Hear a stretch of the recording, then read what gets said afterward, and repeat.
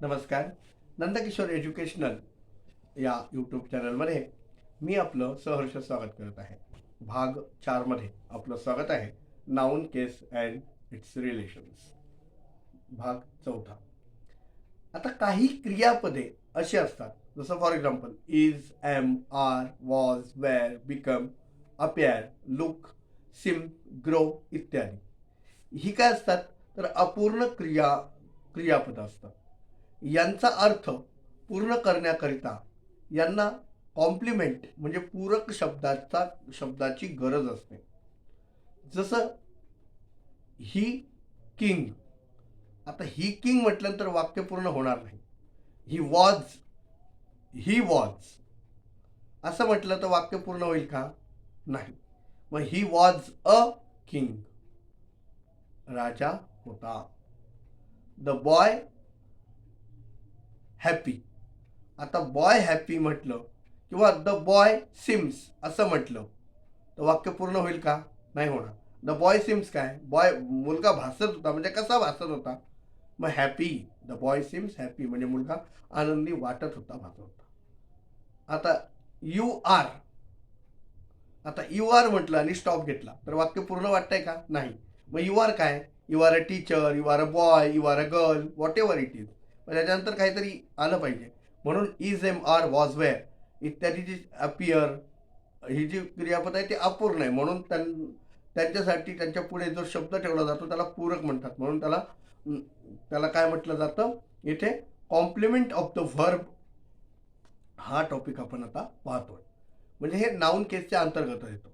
आता जो शब्द is, am, are, was, were, become, appear, look, seems, grow इत्यादी अपूर्ण क्रियापदांना पूरक करण्याकरता वापरला जातो त्याला कॉम्प्लिमेंट असं म्हटलं जातं, त्याला पूरक असं म्हटलं जातं. आपण उदाहरण पाहिले. You are.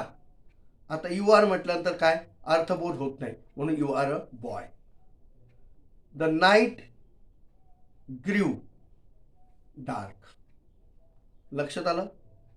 आता पुढचा आपण प्रकार पाहणार आहोत, केस इन अपोजिशन. जेव्हा वाक्यामध्ये एकत्र आलेले दोन नामे एकत्र येतात आणि त्या दोन नामांवरून एकाच व्यक्ती किंवा वस्तूबद्दल त्यांचा बोध होतो, किंवा दुसरं नाम, वाक्यात आलेलं दुसरं नाम पहिल्या नामाविषयी बोलत असतं किंवा पहिल्या नामाशीच संबंधित असतं, अशा केसला केस इन अपोजिशन असं म्हटलं जातं.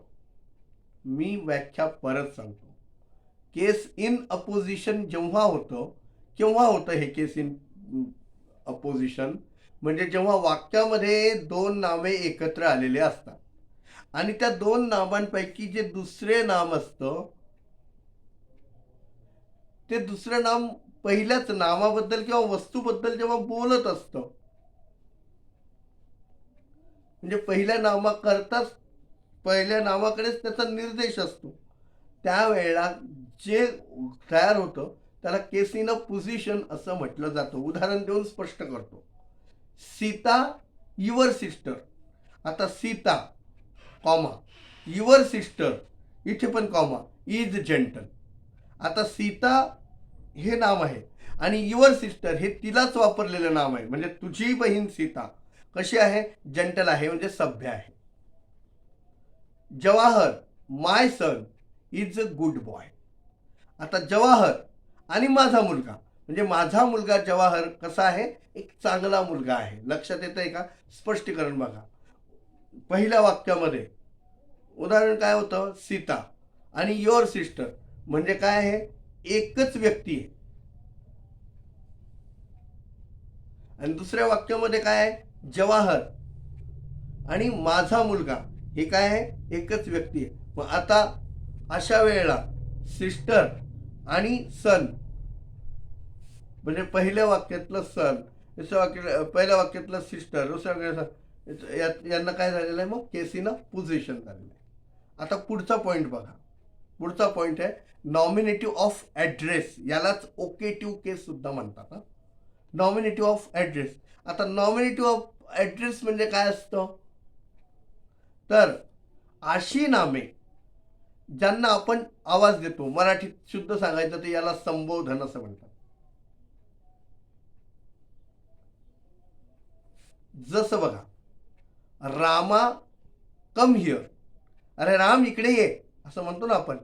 मुलांनो, नो, हो असे जे शब्द येतात त्याला संबोधन मराठीत होतं, पण हे इंग्रजी व्याकरणानुसार राम कम हिअर, रामा इकडे ये. बॉईज डू युअर वर्क, मुलांनो तुमचे काम करा, म्हणजे नो आहे की नाही. गो देअर सीता, तिकडे जा Sita. Friends listen to me, मुलांनो मित्रांनो माझ्या ऐका, ऐका, नो असं संबोधन. आणि यालाच काय म्हटलं जातं, नॉमिनेटिव्ह ऑफ ॲड्रेसलाच काय म्हटलं जातं, ओकेटिव्ह केस. ओकेटिव्ह काय आणि नॉमिनेटिव्ह ऑफ ॲड्रेस काय एकच आहे शब्द आहे. आता पुढचा प्रकार आपण पाहणार आहोत, नॉमिनेटिव्ह ऑफ ॲब्सोल्यूट. आता नॉमिनेटिव्ह ऑफ ॲब्सोल्यूट हा 7वा प्रकार. संज्ञा, आता ही केस केव्हा येते, तर याच्यामध्ये काय असतं, संज्ञा एखाद्या क्रियापदाचा कर्ता नसते, परंतु पार्टिसिपल च्या सोबत नामाचा वापर म्हणून मुख्य वाक्याच्या अगोदर केला जातो. जसं बघा, गॉड विलिंग. आता God willing, he will succeed. आता ईश्वराची इच्छा, तो काय हो, सक्सीड, यशस्वी झाला आहे. आता इथे गॉड विलिंग, विलिंगच्या नंतर कॉम आलेला आहे, he will succeed. The sun having set, दुसरं वाक्य, the sun having set I went home. आता इथे ओळखायचं कसं, तर इथे ज्या वाक्यांशानंतर अशी नामे वापरली जातात ते वाक्यापासून वेगळी केली जातात व त्यांच्या शेवटी कॉमा असतो. आता बघा, द सन हॅव्हिंग सेट. आता द सन म्हणजे सूर्यास्ता पूर्वी, having set, he went home, तो घरी गेलेला, तो घरी गेला होता, बरोबर आहे. गॉड विलिंग म्हणजे देवाची इच्छा, ही विल सक्सीड, तो यशस्वी झालेला. लक्षात आलं. अशा प्रकारे इथे नाउन, केस अँड रिलेशन्स संपलेला आहे. आपल्यासाठी एक्सरसाइज आहे, point out the case of the nouns in the following sentences. आता मी खाली वाक्य वाचणार आहे, त्यातली केस तुम्ही ओळखायचं आहे, कोणतं केस आहे. Ram did his work. आता याच्यामध्ये कोणतं केस आहे, याच्यामध्ये ऑब्जेक्टिव्ह पण आहे आणि नॉमिनेटिव्ह पण आहे. बघा ते तुम्ही आता ओळखा. My brother has bought a book. I write a letter to my father. पुढचं वाक्य, he received a letter from his brother. Mohan our captain played well.